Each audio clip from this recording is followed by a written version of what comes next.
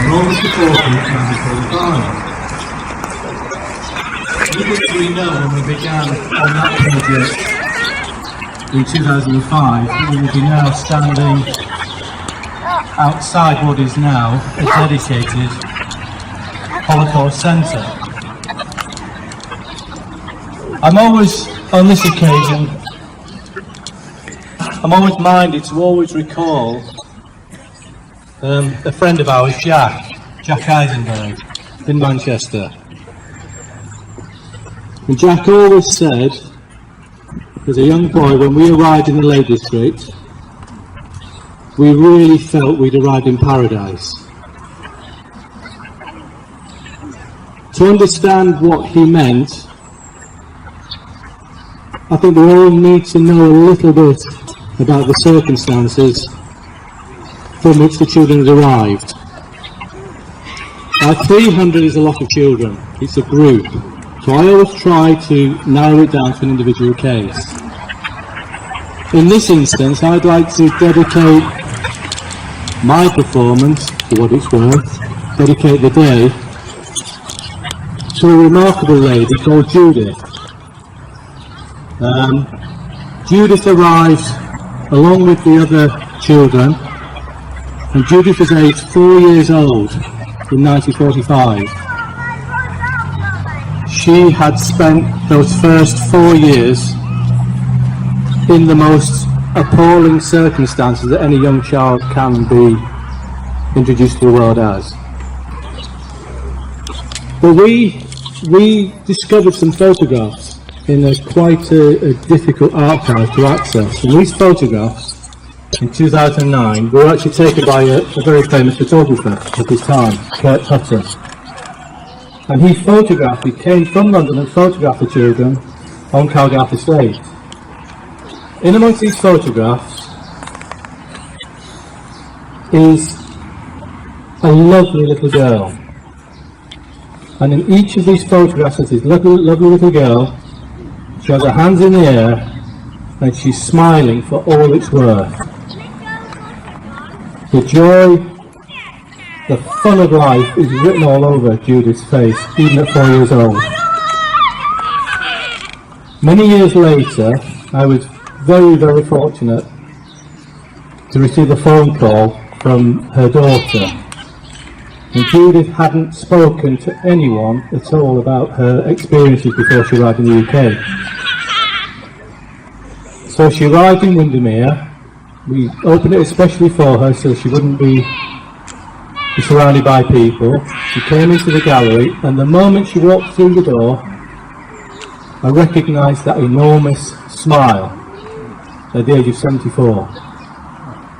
And I thought, this person sums up the resilience, the triumph over adversity, and was a real lesson to all of us into how to deal with the most unimaginable horrors we can imagine. And what I see today it was very important for us to begin our new project on the right foot, and I think we wanted to embrace children.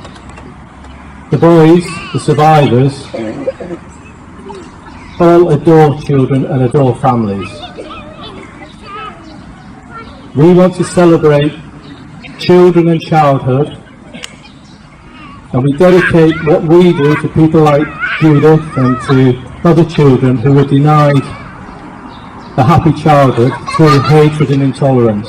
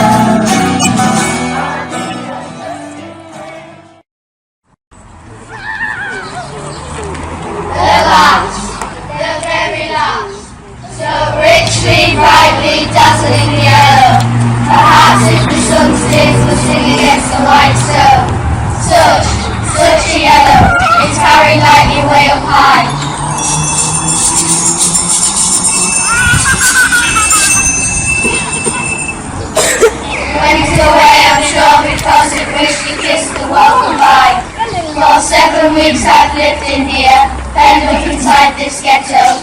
But I have found my people here, the dandelions call to me, and the white chestnut candles in the court. Only I never saw another butterfly, that butterfly was the last one. Butterflies don't live in here, in the ghetto. And the leader of the Jewish community in this region, there's no Jewish family anywhere who didn't lose people during that time. It's the good people who must stand against it and say, we will not let it happen anywhere at any time. And I think the work that's going on here today is an indication that the younger people here are already determined that they will be part of that struggle to see that nothing like that ever happens again. And that is thanks to the help of ordinary people in Cumbria. This project that Trevor and his colleagues have been working on is a great contribution to that, and I think we should all thank them again for that work. I'm really privileged to have been here this afternoon and to have been asked to say these few words. It's heartening, it's uplifting, and I think frankly it's been wonderful to be here. Thank you all very much.